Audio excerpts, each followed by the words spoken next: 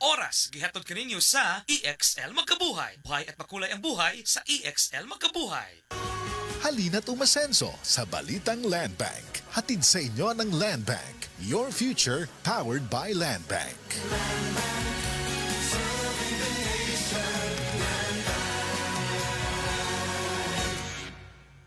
Ilikay sa ubo, sip-on og trangkaso si baby. Ang paghatag og saktong nutrisyon og D3 syrup for kids, maoy kanunaya. Aron muligon ang iyang resistensya. Sa D3 syrup, protektado si baby. Ang respiratory diseases usa sa nagunang hinungdan sa kamatayon dinhi sa Pilipinas. Busa siguraduha nga himsog kanunay ang imong baga aron makalikay sa mga sakit sama sa lung cancer, COPD, tuberculosis ug uban pang sakit sa baga. Uban sa saktong diet, exercise ug pahuway, pag-inom og Vitalungs capsule. This time check is brought to you by Palawan Pawn Shop. Basta sangla, win-win ka sa Palawan. Kaya ipalawan mo na. Ipatak-patak ang punjisol sa kati-kati ng katawan tulad ng buni, alipong at an-an. Tandaan! Sabuni, alipunga at saanan! Punjisol mo! Benzoic acid plus salicylic acid is the generic name of Fungisol. If symptoms persist, consult your doctor. Ang Fungisol mapalit sa Rose Pharmacy, 360 Pharmacy, Majesty Pharmacy, Dillings Pharmacy, Queen's Pharmacy, Alfar Pharmacy, Evercare Pharmacy, La Nueva Pharmacy o sa inyong mga suking butika. This news is brought to you by Palawan Pay. Basta pera padala, win-win ka sa Palawan. Kaya ipalawan mo na. Breast cancer, ang delikado ug mamatay ni nga sakit nga cancer sa mga babae. Mag-Life Extension Vitamin D3 na mo. Rekomendado sa mga medical doctors. Aprobado sa FDA Philippines ug FDA USA. Sukla nato ang breast cancer. Mapalit sa mga butika. This time check is brought to you by Salon Pass. Basta body pain, patch Salon Pass. Ako si Joy sa Balandit. Ako ba na lupus ang iyang sakit? Problema ko kadili na siya kabangon, dili na mukaon, nang lagom na siya, namurot ang iyang lawas. Unsa may akong itambal? Mao to na may akong silingan diri nga naninda sila Boss Herbal Capsule. Pagkainom niya so sa kasiman na kali sa Ginoo ni balik ang iyang kusog, nawa na iyang panglagom. Kabangon na yung taon siya, ug mukaon na siya. Ug hantod karon, ang Boss Herbal Capsule ra gyud akong gisaligan, wa na siya gi-maintain nga tambal. Proven and tested gyud na sa ako ang bana.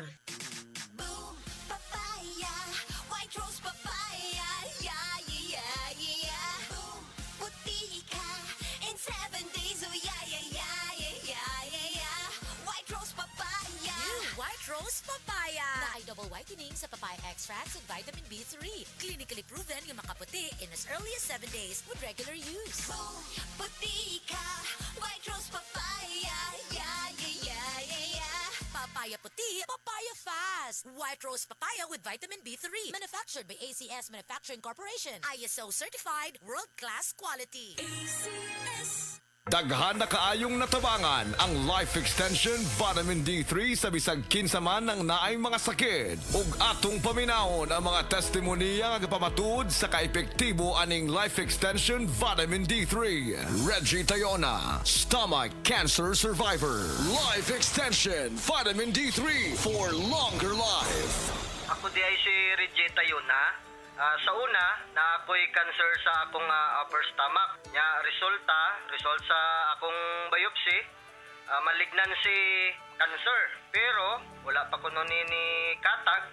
Unya, nag-admit ko sa ospital. Duhagyod kasi mana. Unya, gahigdara ko kay lain di kong paminaw, akong tiyan, sakit kayo, permirang butod. Dahito ingon sa doktor nga di ko kuno ka panunaw sa akong tiyan. Unya, ingon na nga akong doktor nga operasyon na lang dahil kuno niyang makaayo sa akong sakit para makuha ni. Sus, at kuhan kayo kay lisod kayo nga gisian ni atong tiyan na ako'y nabatian nga Life Extension Vitamin D3 nga nindot kuno kayo ni ug makapamaayo sa atong lawas. Nagtry ko, way ko nag-lost og hope sa God nga mo gamit ani. So nag-inom ko, so karon na lami na kay akong paminaw nya akong kaon na nagbalik na sa normal. So ni adto ko kuan kanang doktor natinga siya kay ang imo nga kuan dali ra kayo ang imo recovery pero wa siya kay bawo nga akong giinom, naggamit ko naginom ko kuan kaning Life Extension Vitamin D3. So mga higala kung kinsa pa may wa ni gamit diha, maayo gyud gayo ni sa atong panglawason bisan sa mga maintenance diha makapamaayo gyud ni sa atong mga lawas. Mo gamit ta ani lami gyud gayo. Tanan nato nga mga sakit mawa gyud. Life Extension Vitamin D3. Life Extension Vitamin D3 for longer life. Leonida Elangos, breast cancer survivor. Life Extension Vitamin D3 for longer life.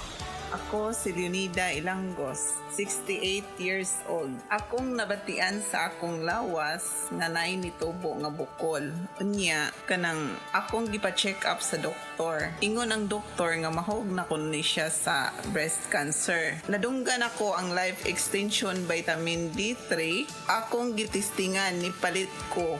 Unya, kanang akong napaminawan sa akong lawas nga nawa ang akong kakapoy, unya ang akong bukol pod nawa.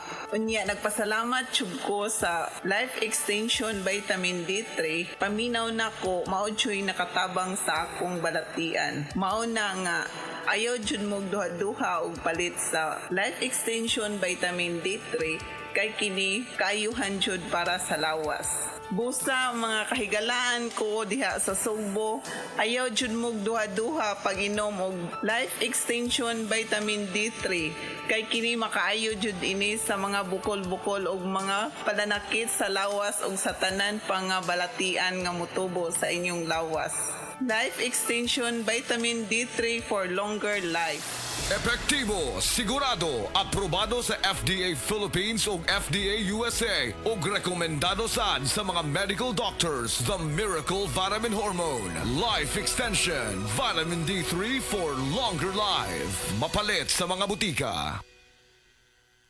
That news was brought to you by ACS Manufacturing Corporation, ISO certified world-class quality.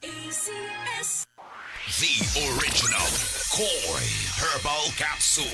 Ako dahil si Jill Suico, taga Sibunga, kanang dugay na ko nagagamitan sa Koi kay kana siyang tungkol sa akong high blood, sa akong diabetes, sa akong ngulungan sa akong totoy, labat sa akong ulo, katapos kong lawas. Since nagagamit ko sa Koi, after sa akong papanganak sa akong youngest, akong edad kay 43 niya, hantod tara. Kapag na kayo makatulong, kasi nagipamatik na nimo. Okay ra jud ko niya, makatulog ko, kay batan ako, abtik ra jud ko kaayo. Nanggaan akong lawas ba. Daghang salamat sa the original Koi capsule. The original Koi Herbal Capsule. That time check was brought to you by ACS Manufacturing Corporation, ISO certified world-class quality. Ang mahugaw nga colon na makadaot sa lawas. Dakong mahinabo nga mahilo ka og sa kadangatan mag-develop ini sa colon cancer kung ato pasagdan ang large intestine. Ang hugaw nga colon ang pinakauna nga silent killer. Ang kamatayon magsugod sa colon. Mag-inom sang Super Fiber, the fast-acting colon cleansing product approved by the FDA Philippines. Ug para sa mas maayo nga resulta ubanon sa pag-inom ang Life Extension Vitamin D3 kag Super Fiber para sa himsog kag maayong digestion. Mag-inom kada adlaw sang Super Fiber. Mapalit sa mga butika. This time check is brought to you by Salon Pass. Basta body pain, Patch Salon Pass. Pagbasa sa 10 kabanata ng Aklat ni Juan, ang talinhaga tungkol sa pastol, talata 1-42. Pakatandaan ninyo, ang pumapasok sa kulungan ng mga tupa nang hindi sa pinto nagdaraan kundi umaakyat sa di dapat pagdaanan ay magnanakaw at tulisan. Ang tunay na pastol ay sa pintuan nagdaraan. Pinapapasok siya ng gwardya at pinapakinggan ng mga tupa ang kanyang tinig. Tinatawag niya ang kanyang mga tupa sa kanilang pangalan at inilalabas sa kulungan. Kapag nailabas na, siya ay nangunguna sa kanila at sumusunod naman ang mga ito sapagkat kilala nila ang kanyang tinig. Hindi siya sumusunod sa iba kundi patakbong lumalayo sapagkat hindi nila kilala ang tinig ng iba. Sinabi ni Jesus, ang talinhagang ito, ngunit hindi nila nauunawaan ang ibig niyang sabihin. Kaya't muling sinabi ni Jesus, pakatandaan nyo, ako nga ang pintuang dinaraanan ng mga tupa. Ang mga nauna sa akin ay mga magnanakaw at mga tulisan, ngunit hindi sila pinapakinggan ng mga tupa. Ako ang pintuan. Ang sinumang pumapasok sa pamamagitan ko ay maliligtas. Papasok siya't lalabas at makakatagpo ng pastulan. Dumarating ang magnanakaw para lamang magnakaw, pumatay at manira. Naparito ako upang ang mga tupa ay magkaroon ng buhay, ng isang buhay na masagana at ganap. Ako ang mabuting pastol. Iniaalay ng mabuting pastol ang kanyang buhay para sa mga tupa. Ang bayaran ay tumatakas kapag may dumarating na asong gubat. Iniiwan niya mga tupa, palibasa hindi siya pastol at hindi kanya ang mga ito. Kaya't sinusunggaban ng asong gubat ang mga ito at binubulabog. Tumatakas siya, palibasa ay bayaran lamang at walang malasakit sa mga tupa. Ako nga ang mabuting pastol.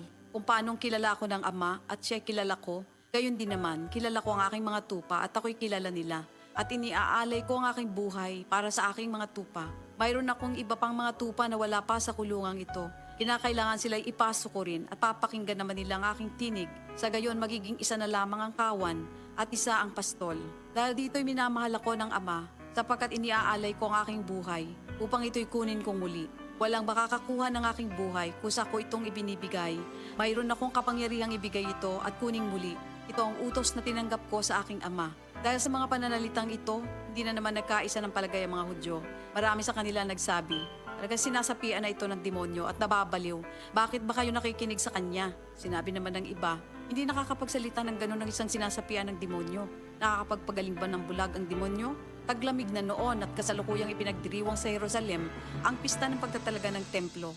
At habang naglalakad si Jesus sa templo, sa portiko ni Solomon, pinaligiran siya ng mga Hudyo at sinabi sa kanya, hanggang kailan mo ba kami lalagay sa alanganin?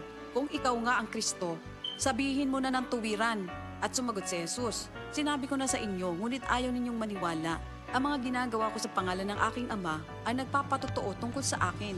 Ngunit ayaw ninyong maniwala sapagkat hindi kayo kabilang sa aking mga tupa. Nakikinig sa akin ang aking mga tupa.